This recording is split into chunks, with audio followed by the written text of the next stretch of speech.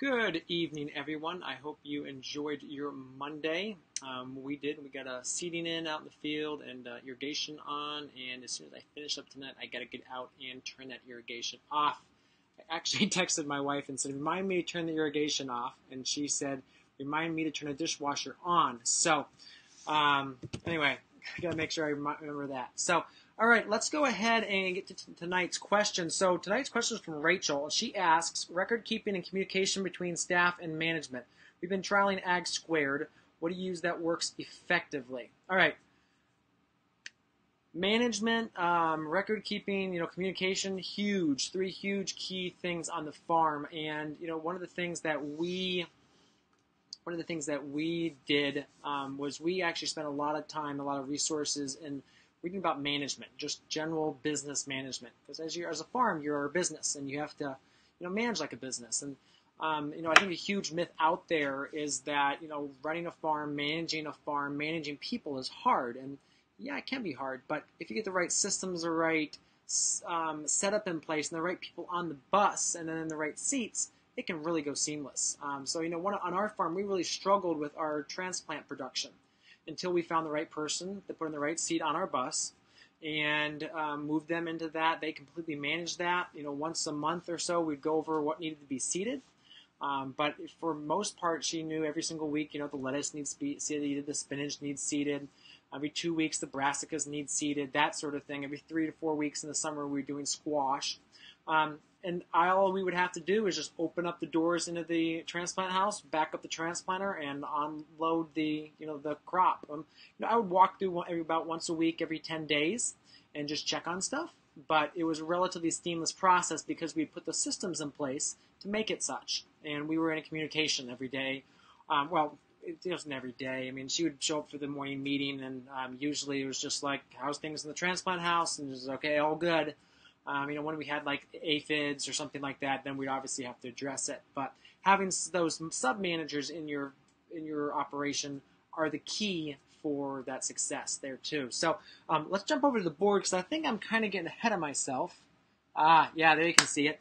All right, so the first thing I wanted to point out was a couple really great books on management. So a couple ones that have really shaped our thinking has been the E-Myth. So excellent book. It's a relatively quick read. And then the 1 Minute Manager. And this is actually by Ken Blanchard, who's a great guy, great information, and really super short. It's a parable form, so it's an easy story-like form to read. And you can probably read it in probably an hour.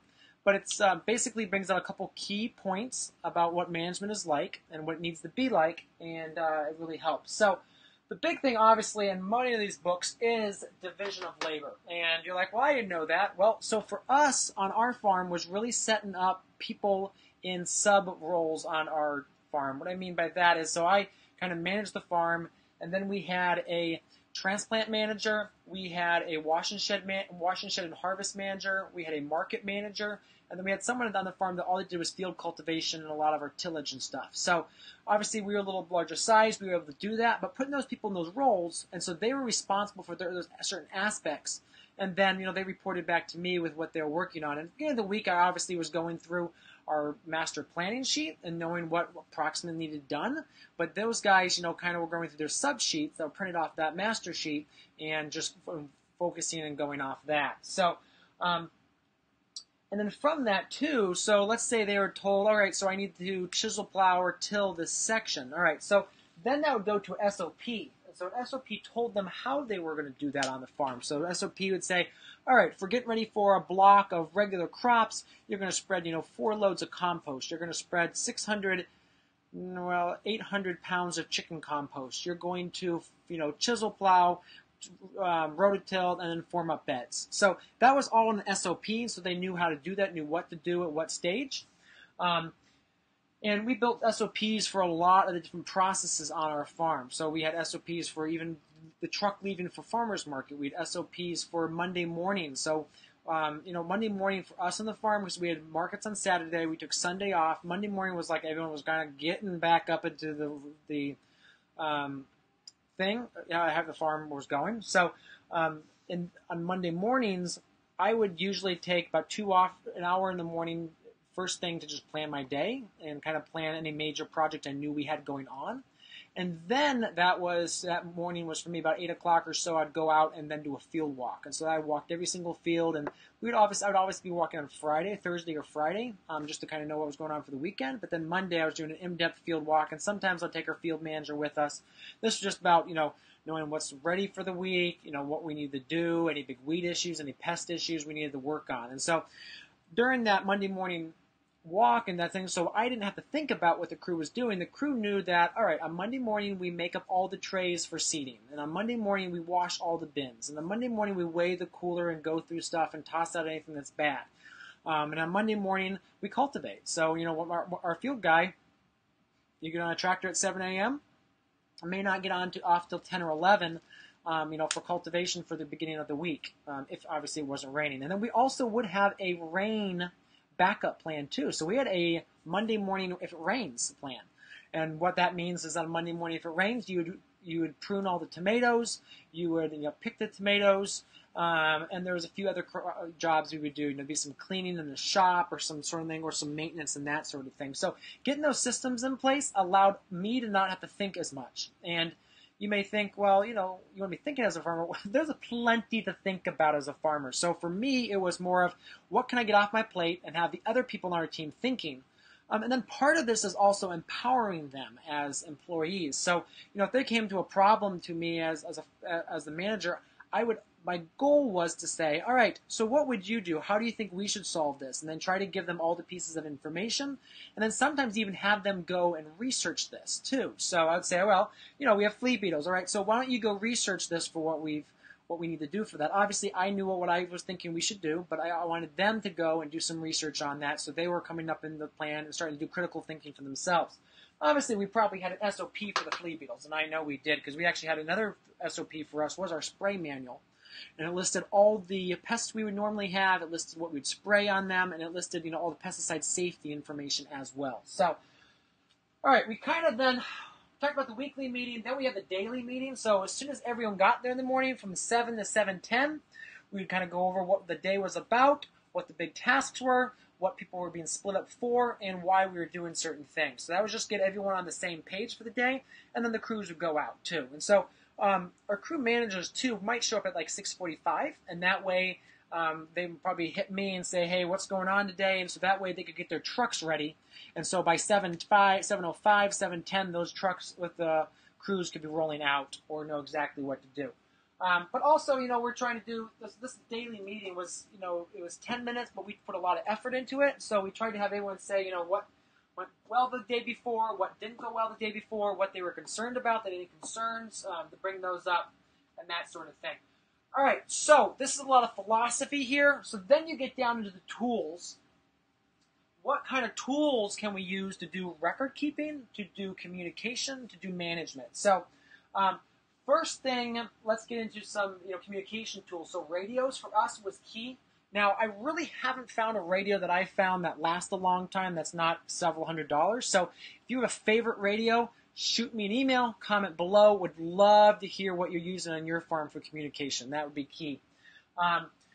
Obviously, we'd also use our phones an awful lot. And the thing about phones, too, is, we would actually subsidize some of our key players if they were, carrying a iPhone, just because of that increased flexibility for us and increased responsiveness we could use it for. Because, you can do a ton with your phone. You can, have documents on there, have pictures on there, live stream videos. So, it's so nice to be down in the field and say, hey, I'm not sure what size this broccoli should be. And so they can just hit FaceTime and FaceTime with me back in the office and say, well, this is what it looks like. What do you think? So that's important. The other thing for us is Google Docs. And for us, Google Docs was kind of our dashboard, pretty safe for the farm. So obviously Google Docs ran on phones. Then we also had a couple of dedicated iPads, which would be like in the washing station or someone could take to the field with them for record stuff and that sort of thing. So that was kind of our hub. Obviously you can upload pictures there, you can upload documents, you can edit documents right in there, so you can do your field seeding and write in exactly what you seeded where, right in the plate you're using for that seeding thing. So that was, important thing for us to keep track of, is keeping track of our germination over the year. So let's say you're putting your Salad Novas out there and they're going along about 95% because they germ really well. The prime seed, 95 to 98.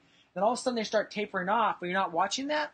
Well, 8 weeks later in the field, you're going to show up with, a lot less lettuce than you thought you had. So that's some of those key important ingredients to keep track of. But, all right, if you're trying to use, because not everyone wants to use Google Docs, and there are some good programs out there to be, other like planning and record keeping.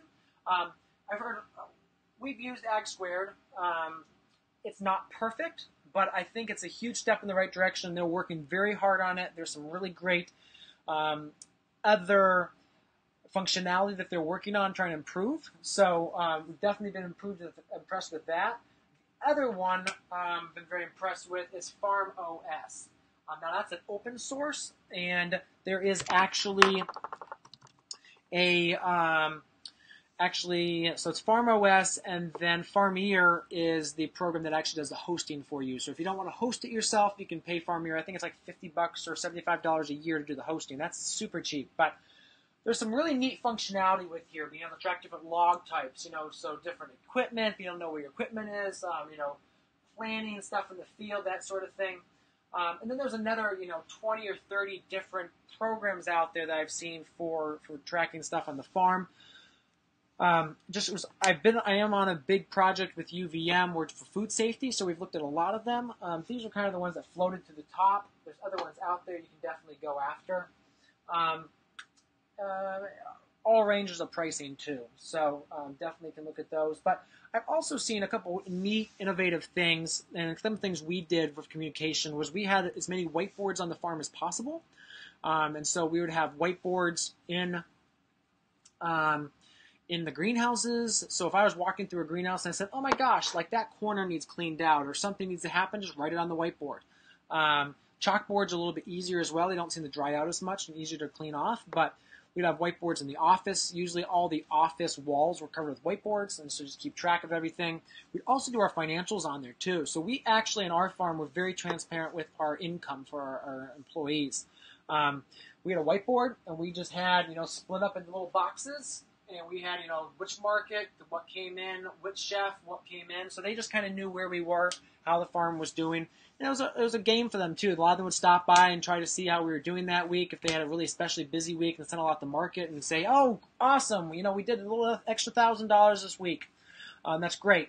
So that was key for them. And the other thing, too, to think about would be some task tickets, too. So I know Connor Crickmore at Neversink Farm has really popularized that as, just a task ticket where you can actually check off. Basically, it's a form that every employee you can assign like different tasks to, and it's very easy for them to look at and not have to then come talk to you about what needs done. So, especially works for a lot smaller. Well, any size could really implement them and just be in different ways. And then Greg Garbos has done a really good job too of implementing this system. He's kind of its command center, I would say, in his house, which is where his urban farm is built around. Really cool how he's got that set up. I've really been pushing him to do a conference or like a 2-day workshop just on that, just because of the detail he's thought about and put into that. But anyway, we'll see if we can get that to happen. But another way to do this would be using a private Facebook group. So, if someone in the field has something, they can just upload it to the Facebook group, and you can just, kind of be scrolling in your office and know what's coming in from the crew, that sort of thing. So, and then with the file aspect of Facebook thing, you could actually put up your SOPs up there and, videos for the crew and that sort of stuff. So there's a lot of functionality you can mess around with there as well. But all right, I feel like I've gone entirely too long. I hope you enjoyed this and I didn't bore you. Go ahead and leave me a comment below. Tell me what your favorite radio is on the farm and your favorite way of record keeping. So tell me if you're using spreadsheets, if you've liked Ag Squared, if you use another one, definitely let us know. We try to keep a track of all the different ones out there, so when people call in or ask questions, we can quickly answer that for them. So go ahead and leave a comment. Let me know what you're thinking, and have a great night.